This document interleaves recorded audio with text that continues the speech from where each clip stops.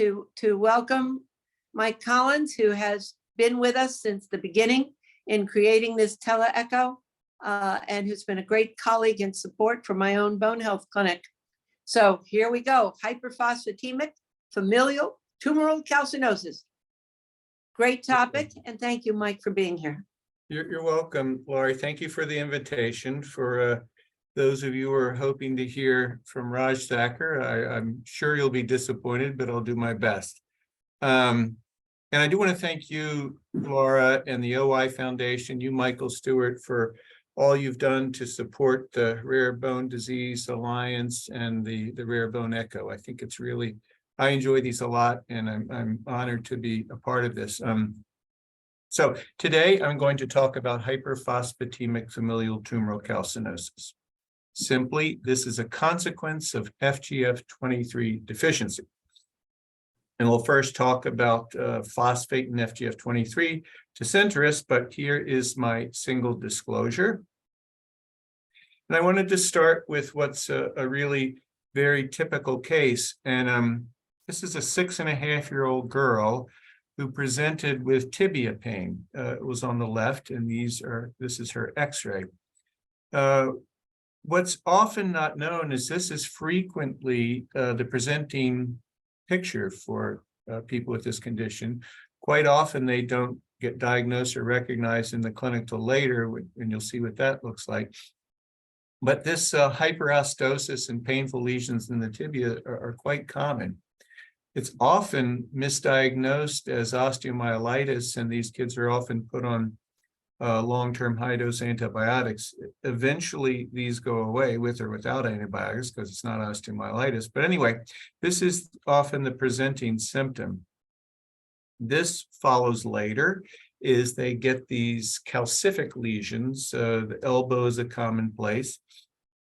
And it's called tumoral calcinosis because these things look like tumors, but they're not tumors. They're deposition of calcium. And it's just calcium. It's really almost exclusively hydroxyapatite without cells and without proteins for the most part. These things can be painful, warm, hot. They can erupt and leak out a white substance that for all the world looks like pus, but it's not. They're mistaken for infections a lot. This young woman developed these calcific lesions, these calcifications around her hip as well. And shown here are her, this is what I'm going to make point. So this presenting symptom here is what is sometimes called hyperostosis hyperphosphatemic syndrome. This is one of the early of a long list of names that this condition has had. But again, if you ask, you can often hear about this presenting symptom that was either misdiagnosed or missed altogether. And or if someone shows up with this, you can make the diagnosis. And the important thing is really shown here in these labs. And this is what doesn't happen enough anymore is the checking of blood phosphate. It's no longer on the sort of typical chem panel that we get. It's on what at our institution they call a renal panel, but in her, as in many patients, phosphorus wasn't checked till later. And I have highlighted in red what are really the cardinal biochemical features of this condition important for the diagnosis. And that is an elevated blood phosphorus, normal blood calcium, normal alkaline phosphatase. The parathyroid hormone level tends to be low, frankly low as it was in this girl, or on the low side. And the reason it's low is because the 125D is either frankly high or inappropriately high, as in this girl. So this high 125D promotes calcium absorption in the gut. Blood calcium is normal, and the parathyroid hormone appropriately is suppressed.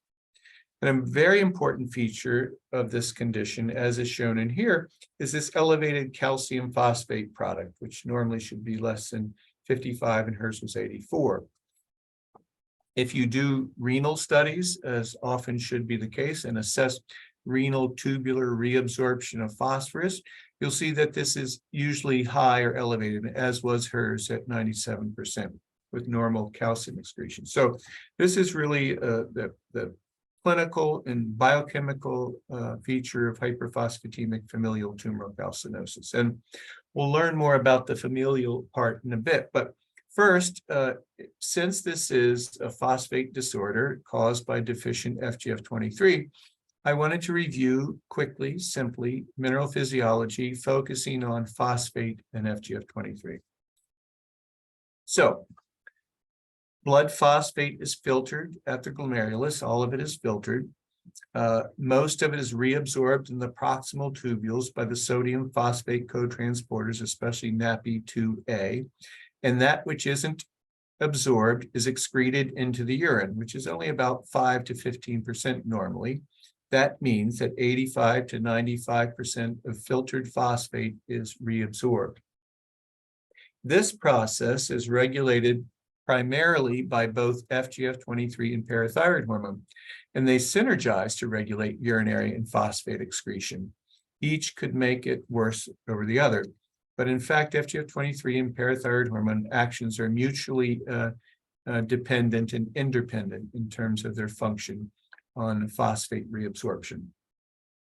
The other very important thing that the proximal renal tubules do in terms of mineral homeostasis is shown here, and that's the conversion of inactive 25D to biologically active 125D by the enzyme 1-alpha hydroxylase.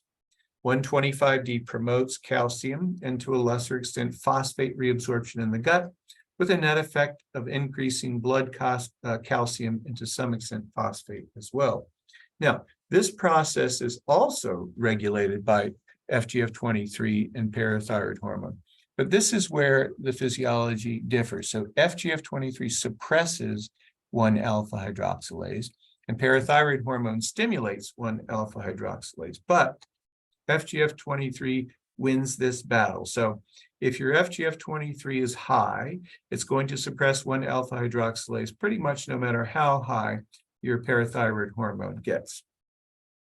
Okay, now a very quick tour of what was learned over time, and that is that FGF23 is made primarily by bone cells. It circulates in the blood and it regulates phosphate and vitamin D metabolism at the kidney. It binds to FGFR1. It requires a co-receptor klotho, and the signaling results in a decrease in NaPi2A and NaPi2C expression and a decrease in 1-alpha hydroxylase. Because FGFR1 receptors are widely expressed, it's this relatively limited expression of klotho that lends some degree of specificity to FGF23 action, in this case at renal proximal tubule cells. Again, as we discussed, it promotes phosphaturia with a net decrease in blood phosphate and serum 125D. Now, the regulation of FGF23 is an involving process or field. We do know quite a bit about it, and as would be anticipated as an effect, a normal feedback effect of a hormone, is that phosphorus, 125D, and the calcium phosphate product stimulate production of FGF23, and there's a number of papers here that support that finding. A more recent player in this is the HIF-EPO iron pathway, which have also been shown to regulate FGF23 in an evolving and more complicated way that we're trying to figure out right now. Okay, before proceeding, though, I wanted to just talk a little bit about the way we measure FGF23. There are primarily two assays to measure FGF23, and they've been called the C-terminal assay and the intact assay. And so it's called the C-terminal assay because both the capture and the signal antibody are on the C-terminus of the molecule. So this assay, using these antibodies, will detect both intact FGF23 as well as the C-terminal degradation products of FGF23. So now the sort of second generation FGF23 assays, which are becoming the most commonly used, although both of these are available, and it's important to know which one your laboratory is using. Generally speaking, the intact assays are better depending what you're doing, but there is some utility for the C-terminal sometimes and using both, especially in the case for the diagnosis of HFTC, as you'll see in a bit. Anyway, the C-terminal assay then measures both C-terminal and intact molecule. The intact FGF23 is the active hormone, and as far as we can tell, the C-terminal clip is biologically inactive. So this is what HFTC looks like biologically or clinically, and I wanted to compare it here to a case of to the condition of FGF23 excess, which probably most of us are familiar with. This could be XLH or tumor-induced osteomalacia, but what you'll see is they really are quite the opposite of each other. Phosphate is low, phosphate is high. Calcium is normal, calcium is normal. FGF23 levels are quite high, but this is the difference, is that in HFTC, the intact molecule is either very low or undetectable, and the C-terminal assay is quite high. And this is part of what leads us to believe that these C-terminal clips are not biologically active, because if they were, their effect certainly isn't relevant to mineral homeostasis, because they don't have any action in terms of phosphate reabsorption. Again, here the 125D levels are high, here low, excuse me, here they're high. PTH can be quite variable. These patients can develop secondary and tertiary hyperparathyroidism, but generally it's on the high end. But this is the big thing here too, that's important about HFTC, and that is they have an elevated calcium phosphate product. So shown here, really FGF23 excess and FGF23 deficiency are sort of mirror images disorders in terms of phosphate, renal tubular reabsorption, 125. They both have normal calcium and PTH. In this condition, you get rickets and osteomalacia. In this condition, soft tissue calcifications. Genetically, this can be X-linked, autosomal dominant, autosomal recessive, sporadic, or acquired. In HFTC, it's autosomal recessive with a single case reported of autoimmune tumoral calcinosis. This is our cohort of patients with HFTC that we've seen here at the NIH. This was from a few years ago when we took a look at what was the cohort then of 17 patients. Ages were shown here. And our cohort, as far as I can tell, is fairly typical in that most of these cases are due to Gallant T3 mutations, which we'll see about later.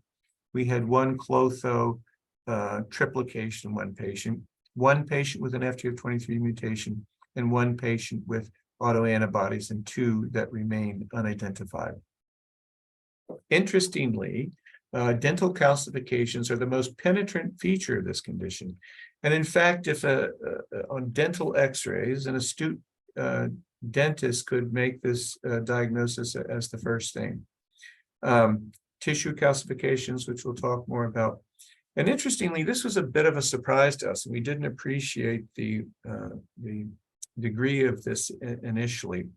And that is that quite a number of the patients have vascular calcification, some of which can be quite profound. We've had a number of patients who've had angioplasty procedures to open up their arteries. And there's even reported in the literature one patient who had an amputation as a result of this.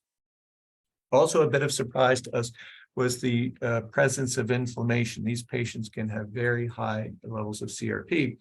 And it seems to be due to the fact that monocytes, as shown here in this electron micrograph, monocytes try to take up and dispose of these areas of calcification, these collections of hydroxyapatite. And then these foamy macrophages form and make extremely high levels of inflammatory cytokines. I'm going to focus mostly on the soft tissue calcification and vascular calcification. This is really can be a very profound disease, as was shown in this patient here. On this X-ray, you see he has these massive calcifications around his shoulders. This one here in particular, you can see a fluid level. This was a massive collection of fluid in this patient. On this coronal CT reconstruction, you can see the calcifications around his shoulders. There's aortic calcification, a papillary muscle is calcified. This crazy finding of submucosal calcifications in the gut. When we first thought this, we thought that this was contrast in the bowel, but then we realized he hadn't had any contrast material. And on endoscopy, these were smooth, benign, non-obstructing calcific lesions in the submucosa of the gut. This patient also had testicular calcifications as well, microcalcifications.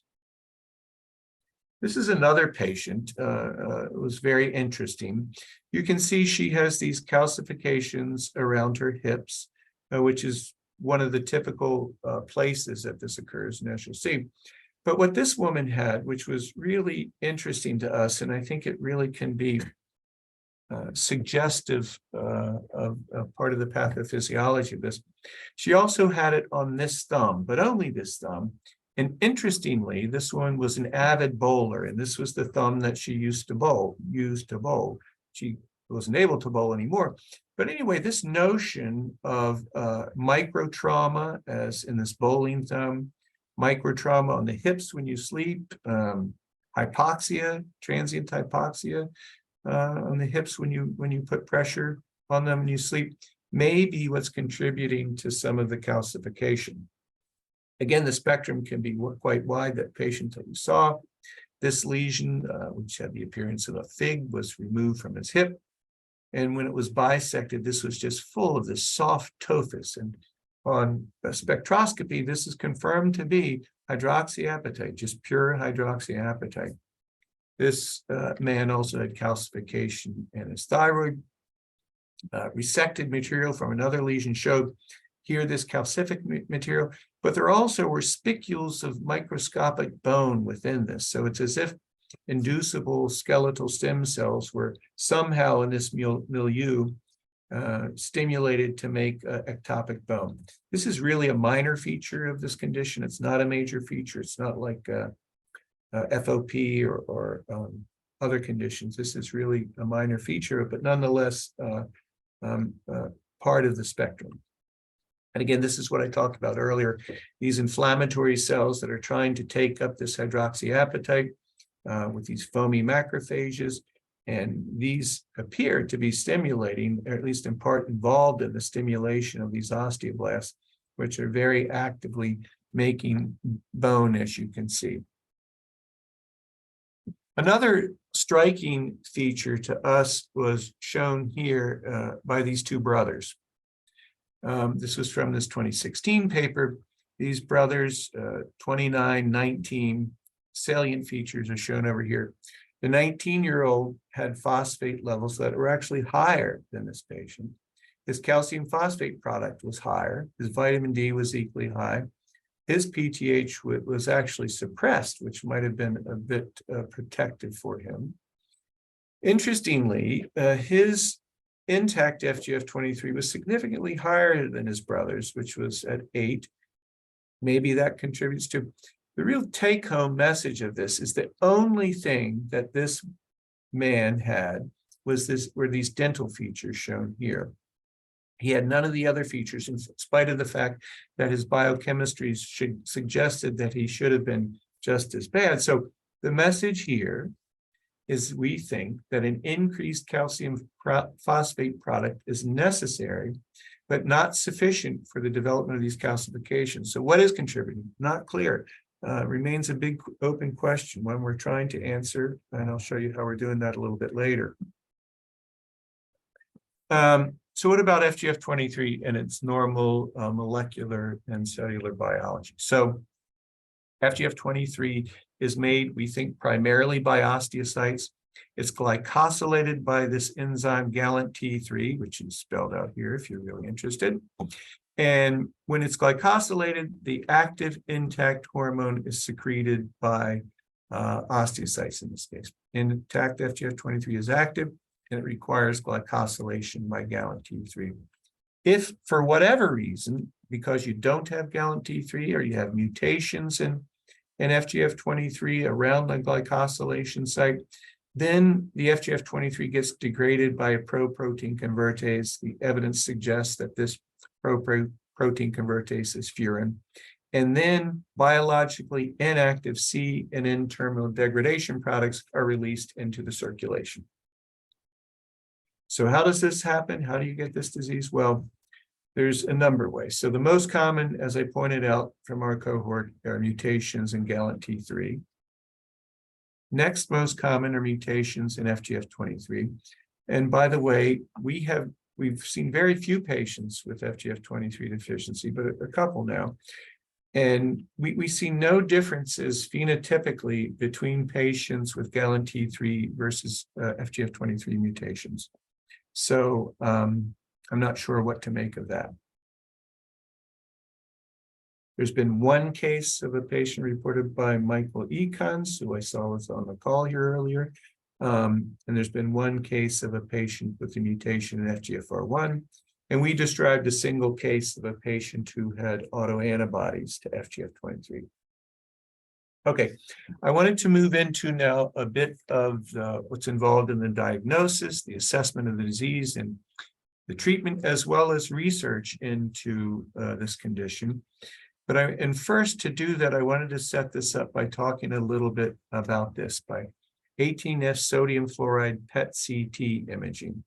And a lot of this work was done by my amazing collaborator, Babak Sabori, and a medical student who's working with us right now, Aaron Shepard.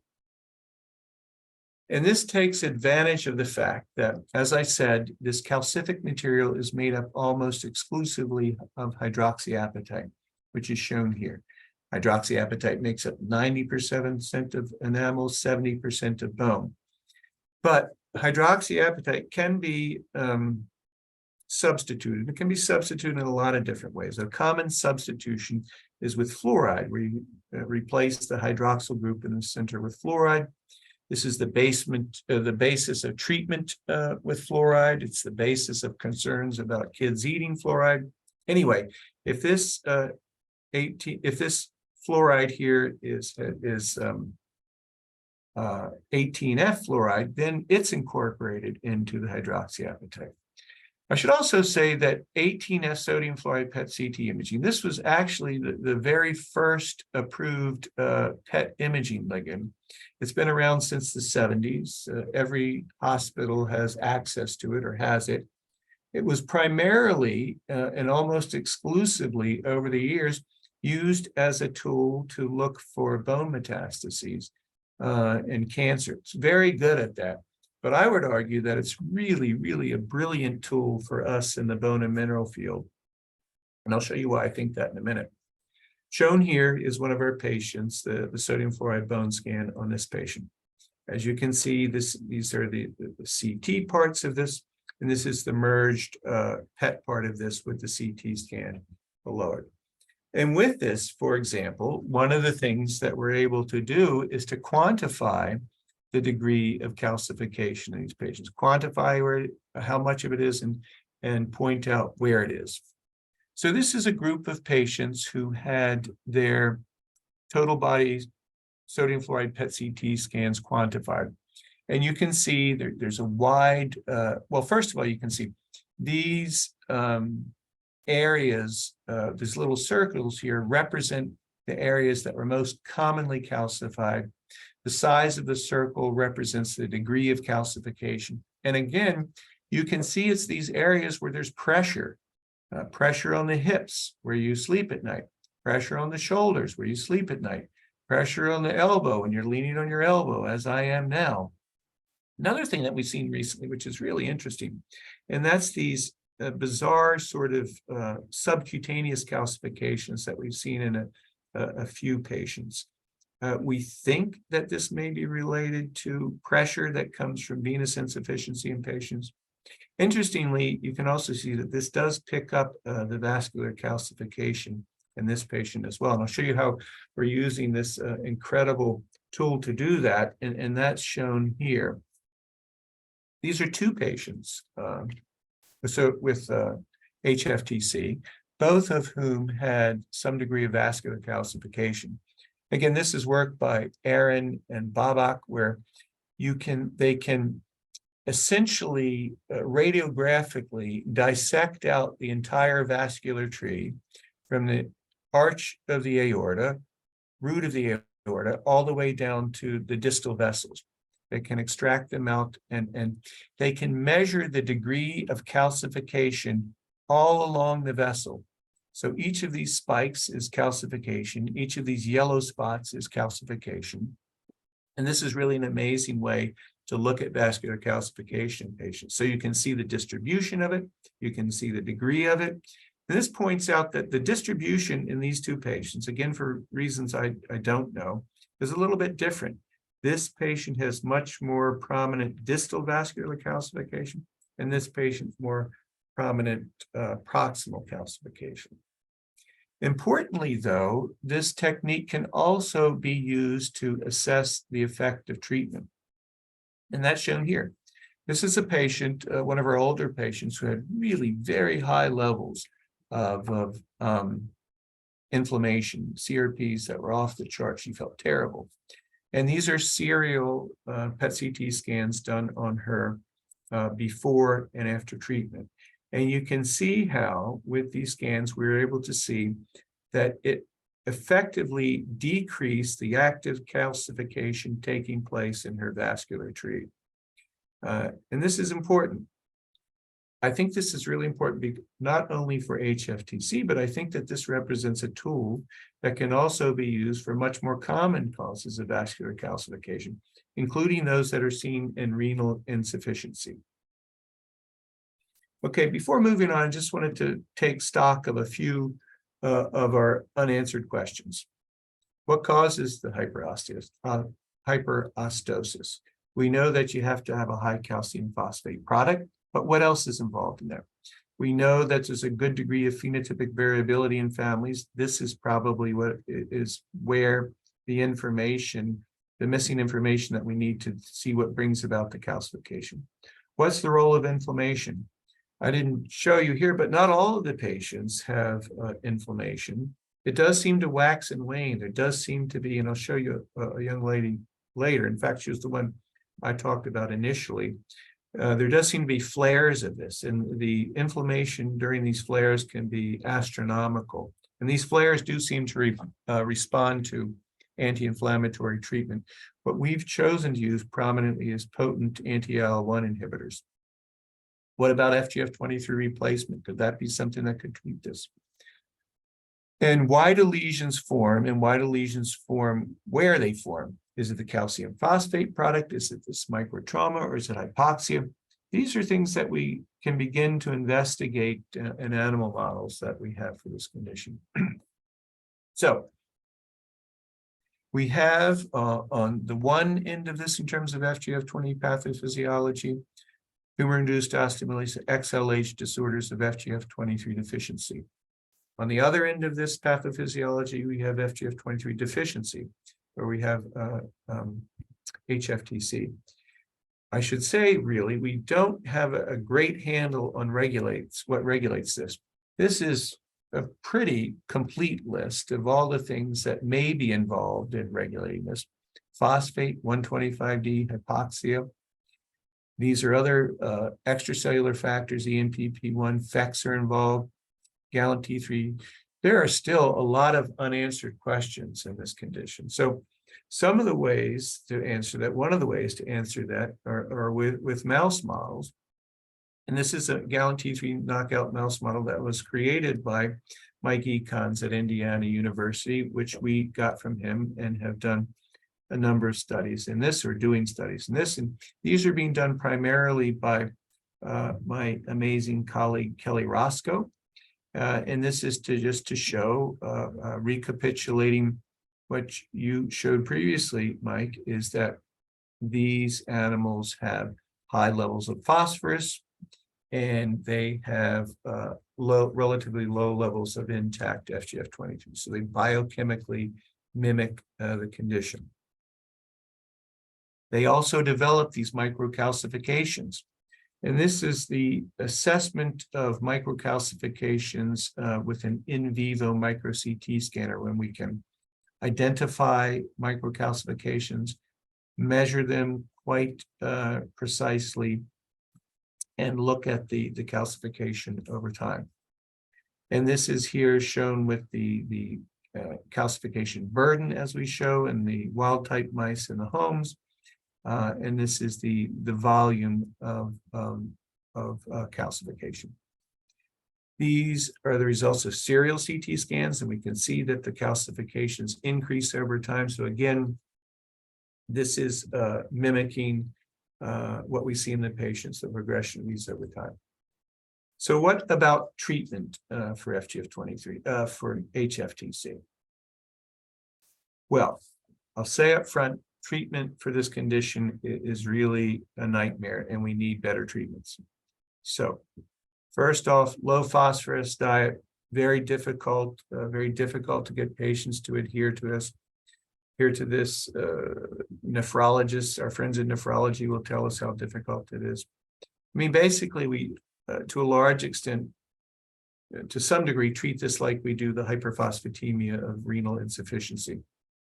So, low phosphorus diet, phosphate binders, cevilamir, and aluminum hydroxide. Interestingly, in this condition, because renal function is usually normal, you can use aluminum hydroxide without getting aluminum toxicity. In fact, you can use them together. So because of normal renal function, you can use aluminum hydroxide and combine it with other phosphate binders.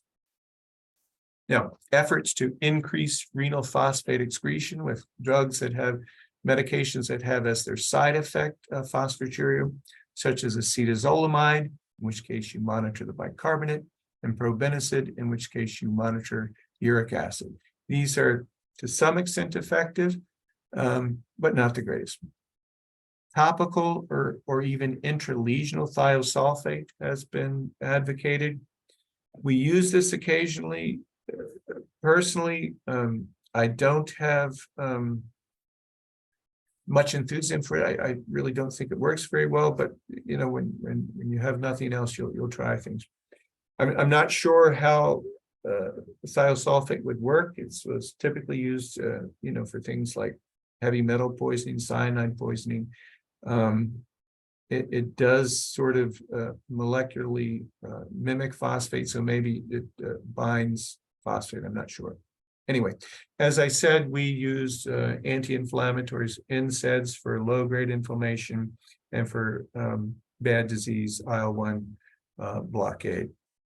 Surgery is sometimes necessary. We reserve when there's really pretty much nothing else to do, because these lesions do often come back. The surgery can be debilitating. A few examples of when a treatment appeared to be effective. This was a patient who we treated with cevilamir, acetazolamide, probenecid, also a low phosphate diet as well. There did seem to be an effect on her tubular reabsorption of phosphate, and her phosphate levels did seem to go down. And in fact, she did resolve this calcific lesion on her elbow. So sometimes this treatment works, but honestly, not that often. The other thing I should say is that this condition also has a bit of waxing and waning on its own. So what is the effect of our treatment and what is the effect of waxing and waning is not clear. This was that young lady who I mentioned at the very beginning of this talk, who developed this really red, hot, angry lesion on her neck. And we treated her first with canakinumab, which is an IL-1 beta antagonist, and later substituted that with anakinra, which is an IL-1 receptor monoclonal antibody. And you can see very effective response in CRP. And in fact, this lesion on her neck resolved beautifully. And she felt a lot better. This is kind of sort of the more typical patient. This was the patient who I've shown you earlier, the photographs of terrible disease. We kept him as an inpatient for over a month and just tried everything with him. Cevilamir and probenecid, acetazolamide, aluminum hydroxide, nicotinamide, anakinra, and canakinumab, and really nothing had a convincing response. He continued to feel bad, look bad, and suffer from dysfunction. So all the treatments that are possible are shown over here. There have been other heroic efforts made. This was a case of from Brazil of a young man with bad disease, as you can see, who got daily dialysis for, I think it was about 2 years. And this is what's difficult about so many of these conditions, whether it's treatments, whether it's dialysis or topical thiosulfate, is they're almost always done in conjunction with some other treatment. So what was the effect? Was it your drug? Was it the other things were you doing? Was it the natural history of the disease? Not clear. This patient also had surgery to remove some of these lesions. Nonetheless, his phosphorus levels with daily dialysis did come down, and he did definitely have a clinical improvement. So a fairly heroic effort. Okay, what's next for treatment?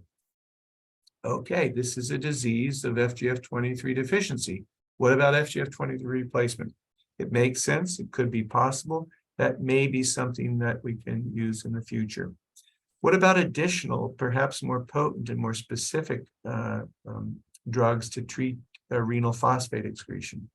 What about NAPI2A inhibitors? These are around. They're not on the market, but some have been developed. There is one developed by Pfizer that had an IC50 of about 320 nanomolar.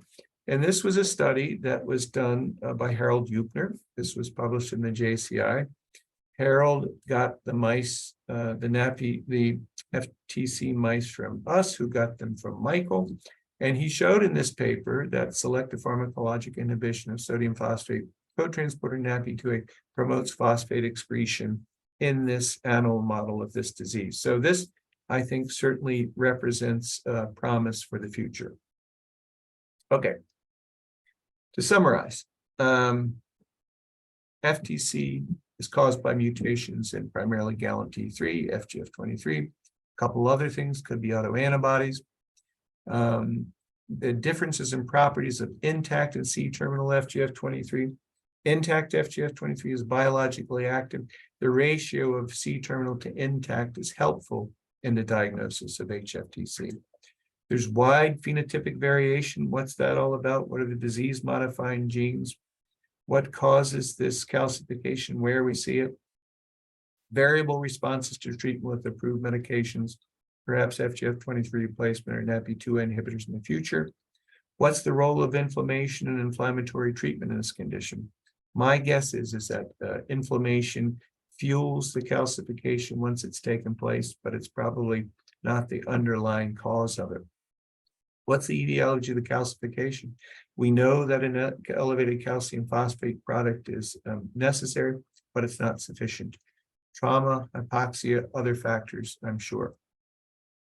And with that, I'm going to thank the people in my group who did so much to bring about this work. I'll stop and take any questions. Michael, thank you very, very much. What a extraordinary description. Now,